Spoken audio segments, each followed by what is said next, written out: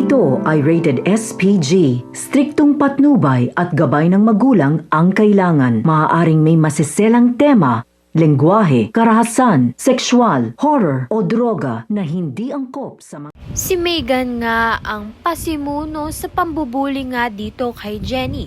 Kaya naman nga't sumunod sa mga yapak nga niyang mga kaibigan nga nito at pinagplanuhan nga nilang ilagay ang cellphone ni Jenny sa kanyang bag upang ang sa gayon ay mapagalitan nga siya ni Coach Vanna dahil bawal na bawal sa camp ang cellphone.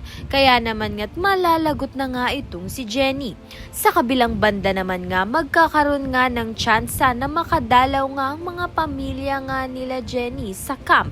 Kaya naman nga't itong si Dara at Amelia ay pumunta nga sa camp upang suportahan nga itong si Megan. Samantalang ito naman ngang si Minchi ay pumunta nga sa camp upang suportahan naman nga si Jenny. Subalit wala ngang kaalam-alam itong si Jenny na naging scammer na nga pala ang kanyang ina na si Minchi dahil sa kinaibigan nga ni Minchi itong si Sheila na matagal na nga palang scammer. Kaya naman nga't nadamay si Minchi. Kaya naman nga't yan at iba pa ang dapat nating pakaabangan. Maraming salamat sa iyong panonood.